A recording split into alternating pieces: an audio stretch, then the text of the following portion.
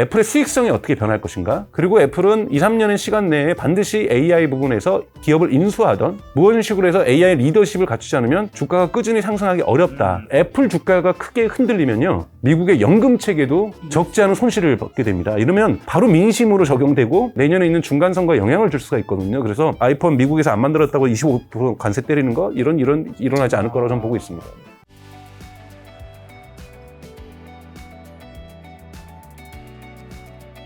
자, 그 엔비디아의 AI 시대의 또 숨은 수혜주로 케이던스와 같은 반도체 설계 기업을 주목하시던데 케이던스 어떻게 보시는지랑 AI 밸류체인에서 주목해야 될 기업들은 좀 어디가 있을까요? 엔비디아를 정점에 놓고 보면 엔비디아가 흐르면은 딸기 케이크라고 볼 수가 있는 거고 여러분들이 좋아하시는 치즈 케이크라고 볼 수가 있는 거죠. 그럼 치즈 케이크나 딸기 케이크를 만들어가기 위해서 이거를 설계하고 이걸 제조하는 건 TSMC가 하죠. 이걸 설계하고 어떠한 조합으로 딸기하고 그 치즈의 분량과 밀가루의 분량과 설탕의 분량과 이런 걸 조정하는 것이 설계하는 것이 사실 엔비디아잖아요. 근데 이 설계에 필요한 다양한 또 치즈케이크를 위해서 만들기 위해서 딸기 케이크를 만들기 위해서 다양한 밸류체인이 있습니다. 즉 엔비디아가 설계할 때 설계 도면을 여러분 어디다 그릴까요? 우리가 건축가들은 캐드라는 데 그립니다. 아니 설계 도면을 그릴 게 있어야 돼요. 재무제표를 만드는데 우리가 도구가 있어야 될 거 아니에요. 엑셀을 쓰는 거죠. 도구가 있어야 될 거 아니에요. 이거를 만드는 데가 케이던스 디자인 시스템스라고 하는 케이던스라는 기업이죠.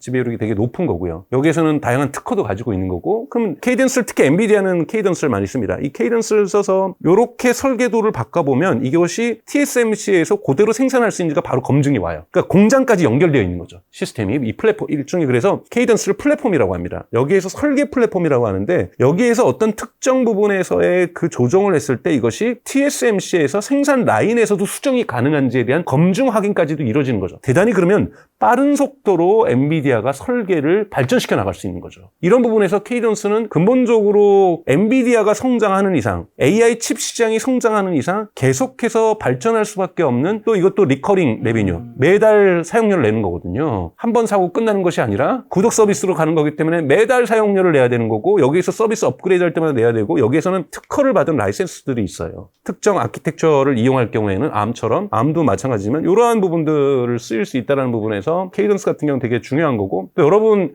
HBM 나오면서 많이 들으셨던 용어가 패키징이죠. 과거에는 패키징이 그렇게 중요하지 않았어요. 왜냐하면 CPU 있고 GPU 있고 그냥 램 꽂으면 되는 거잖아요. 패키징 기술을 쓰는데 요즘은 후퍼 100이라는 게 뭡니까? 여기 정말 페라리 가격이잖아요. 하나의 칩 하나에. 이만한 덩어리 안에 HBM도 들어가고 GPU도 들어가고 CPU도 들어가고 이걸 또 연결하는 또 NV 링크도 들어가고 이러한 것을 하나를 패키징하는 기술이 있습니다. 이것이 Applied Materials라고 하는 데서 만드는 반도체 설비 업체죠. 장비 업체인데 1위 장비 업체가 ASML이고 2위 장비 업체가 Applied Materials라는 기업이에요. 여기에 기업들에 판매되는 건 다 어디 들어갑니까? TSMC, 삼성전자의 파운드리. 파운드리는 다 Applied Materials의 패키징 기술을 가져가게 돼 있는 거죠. 이렇게 되다 보니까 이 AI 경제가 커지고 반도체 경제가 커진다라면 같이 성장할 수밖에 없다는 거예요. 즉 엔비디아의 매출이 올라가면 Applied Materials의 매출이 올라가는 거고 TSMC의 매출이 올라가면 Applied Materials의 매출과 케이던스 디자인 시스템스의 매출이 올라갈 수밖에 없다는 거죠. 그러니까 연동되어 있다는 거예요. 묶음 상품이라는 거죠. 또 하나가 이제 테라다인이라는 서비스죠. 테라다인은 테스트라는 겁니다. 정말로 지금 계속해서 제조 공정들이 제대로 만들어지고 있는지 정품으로 만들어내고 있는지 품질 테스트를 본인들이 하는 게 아니라 이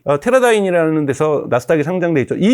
여기서 제출해주고 있는 소프트웨어로 테스트를 하고 있는 거거든요. 예를 들자면 삼성전자가 HBM을 납품을 했는데 지금 통과를 못하고 있는 거 이 테라다인을 그 솔루션을 통과를 못한 거예요. 매번 납품할 때마다 모든 기계 불량이 있을 수도 있는 거잖아요. 그리고 정말 제대로 패키징 됐는가? 모든 계속해서 테스트라는 것은 특히 이런 고가의 AI 장비 효율성과 열 효율성과 에너지 효율성들을 계속해서 테스트를 해줄 수 있는 테스트 장비가 반드시 필요합니다. 그러니까 테라다인도 반도체 생산량이 증가하면 증가할수록 같이 매출이 증가할 수밖에 없다는 TSMC도 마찬가지고요. 그래서 이러한 밸류체인들이 딸기 케이크를 만들거나 치즈 케이크를 만들 때 이것을 설계하는 것은 엔비디아지만 그리고 최종적으로 판매하는 것은 가게에서 엔비디아가 하지만 이것이 나오기까지의 딸기를 공급하는 곳, 치즈를 공급하는 곳, 밀가루를 공급하는 곳, 그리고 이 치즈케이크를 만들기 위해서 틀을 만드는 곳, 이것을 만들기 위한 오븐을 만드는 곳, 이러한 밸류들이 한 기업에서 다 하는 게 아니라는 거죠. 이 오븐을 사서 제조를 예를 들면은 저희 TSMC가 한다고 생각하시면 케이크를 만드는 곳, 그 제과점, 제빵점 이런 곳이 TSMC죠. 이 제빵 공장에서 만들 때 오븐을 자기네가 만들진 않거든요.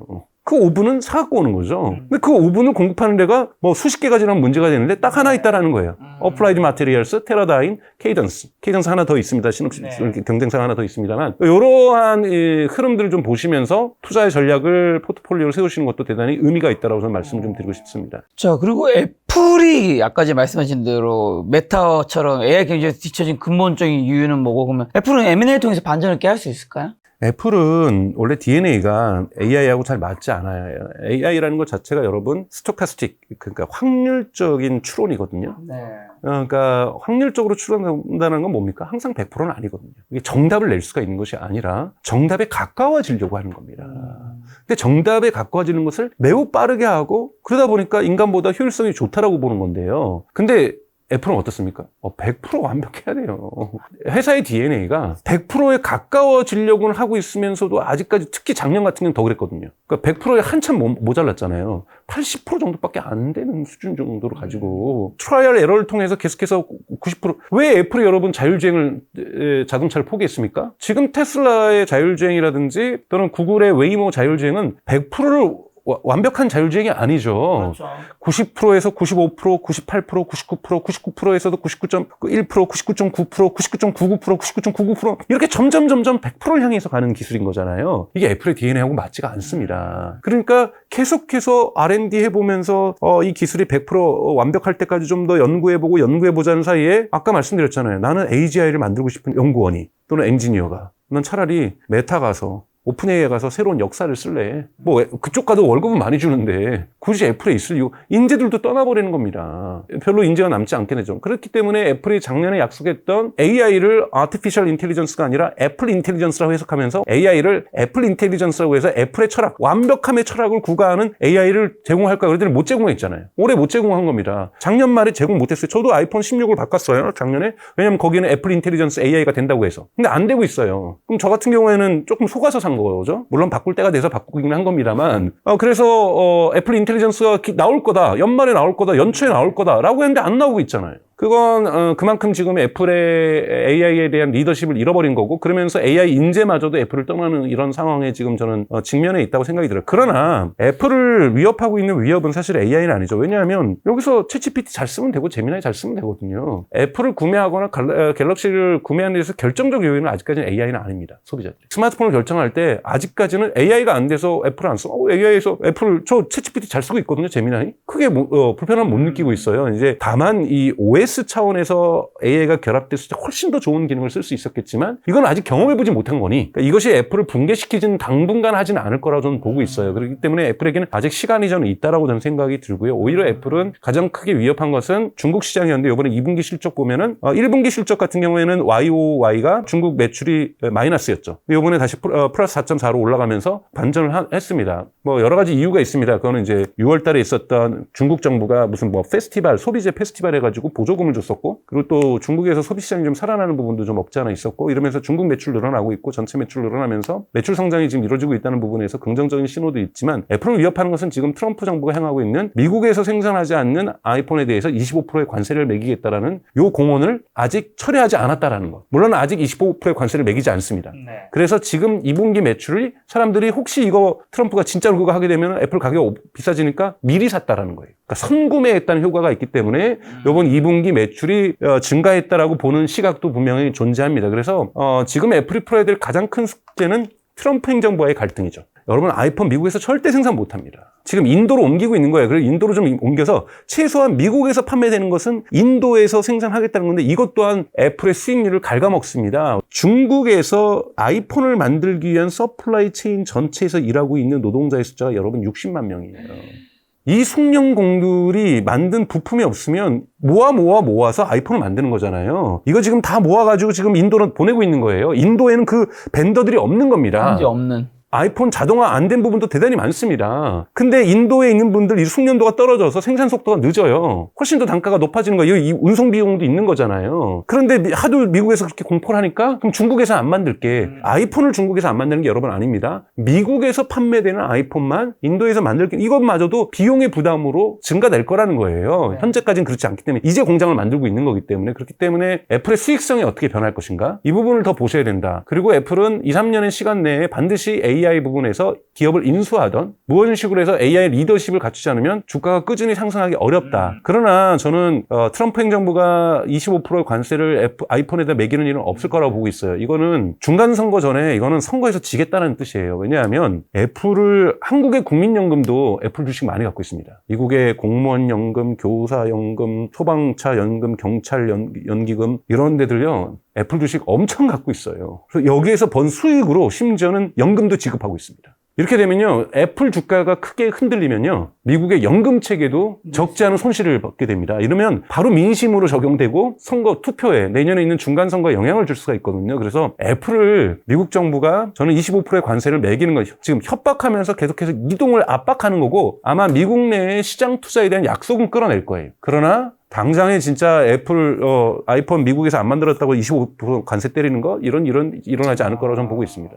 박사님께서 AI 산업이라는 측면에서 가장 유망하게 보는 회사는 성장하는 기업은 물론 저는 AI 기업에서 가장 성장할 장거리 성장으로는 테슬라도 보고 있고요. 팔란티어 같은 기업은 저는 그 딸기 케이크를 먹는 사람이라고 생각하는데요. 네. 그러니까 이러한 또는 판매망이 될 수도 있고요. 딸기 케이크의 판매망이 더 정확할 수 있겠네요. 팔란티어라는 기업도 사실은 갈 수 있죠. 왜냐하면 팔란티어 기업이 가지고 있는 것은 조정은 있겠지만 쉬워요. 기술력은 어렵지만 아마 하드웨어 만들면서 부품업체 관리해야 되는 엔비디아 아무리 TSMC가 만들어주더라도 정말 이 밸류체인에 많이 들어와 있잖아요. HBM 계속 품질 자기네들 같이 블랙일로 갈 때 HBM의 성능도 높여줘야 되잖아요. SK가 지금 쫓아가고 있는 건 고마운 일이죠. 엔비디아 입장에서. 근데 만약에 안 쫓아오면 어떻게 해요? 블랙일 못 만드는 거잖아요. 그리고 실제로 납품 받아봤더니 시제품 받아봤더니 테스트는 통과했는데 진짜 대량 양산해서 했는데 불량품이 있다든지 수율이 낮다든지 이러면 되게 힘들어지는 거거든요. 그러니까 대단히 제조 공정 자체가 정말 최첨단 제품이잖아요. 이런 부분에서 다양한 어려움들이 존재할 수 있는데 팔란티어 같은 경우는 대단히 가볍게 이 시장을 치고 들어갈 수 있다는 거고요. 사실 빅테크들도 다 성장할 수 있어요. 위험성들이 다 있다는 거예요. 예를 들자면은 메타 같은 경우도 꾸준히 성장할 수 있다고 봐요. 근데 메타는 한 번의 위기가 있습니다. 바로 챗GPT의 공격을 이겨내야 된다는. 그러니까 아직 링이 안 오른 거죠. 꾸준히 지금 메타 주가가 여러분 메타버스 그 실패할 때부터 여러분 2배 뛰었어요. 제 메타버스 가겠다고 뻘짓하면서 이름도 메타로 바꾸고 이때 주가하고 여러분 지금 주가 이게 그때 샀으면 2배입니다, 여러분.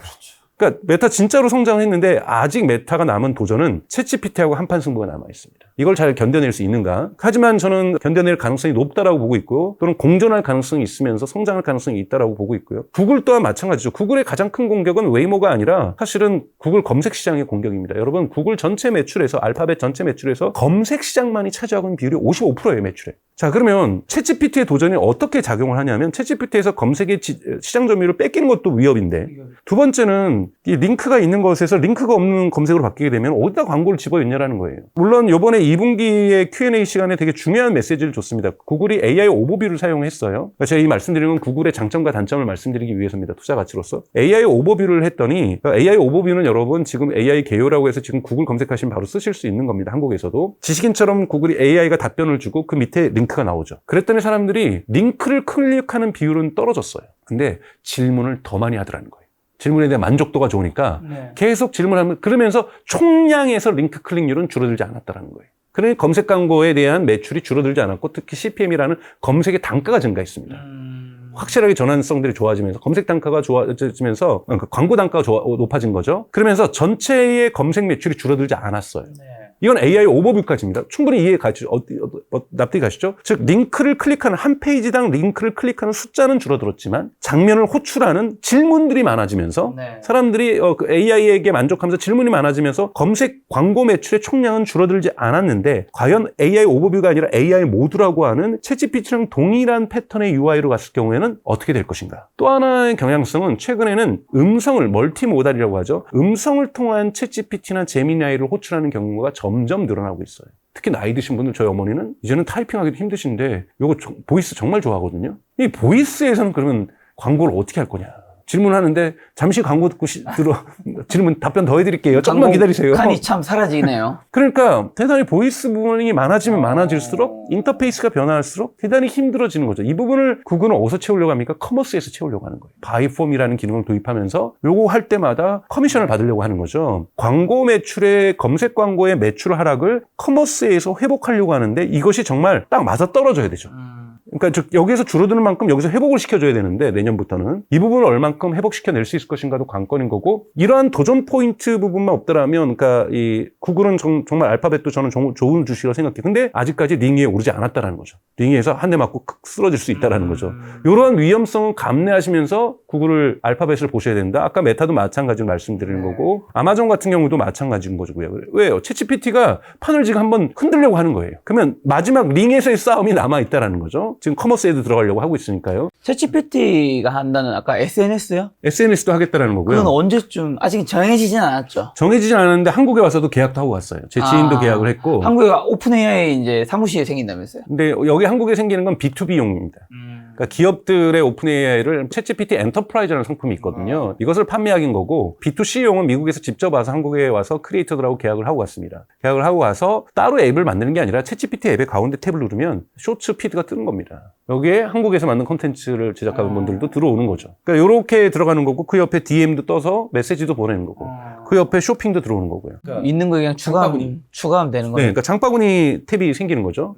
뭐 이런 식으로 챗GPT 앱이 확장되는 것이 또 다른 앱이 만들어지는 건 아니라는 거죠. 근데 이것이 얼마나 파괴력을 가질지는 잘 모르겠으나 우선 이용자 규모가 9억 명이라는 거. 한국도 뭐 한 1,700만 명에서 1,800만 명이 된다고 얘기를 하는데 이용자 규모가 크기 때문에 시장의 파급력은 분명히 존재할 수 있다. 근데 이것이 얼마나 클지는 조금 더 내년도가 아마 그것을 결정할 수 있는 되게 중요한 해가 되지 않을까 저는 그렇게 보고 있습니다. 야, 참 세상에 영원한 1등은 없다는 생각이 드네요. 참 구글이 검색 시장을 다 장악했을 때, 이 시장을 누가 흔들까 생각했었고, 우리가 애플이 시총 1위 됐을 때, 누가 또 애플의 아성을 넘어뜨릴까 했는데, 이 빅테크조차 1등 계속 유지하는 거는 쉽지 않은 세상이네요. 네, 맞습니다.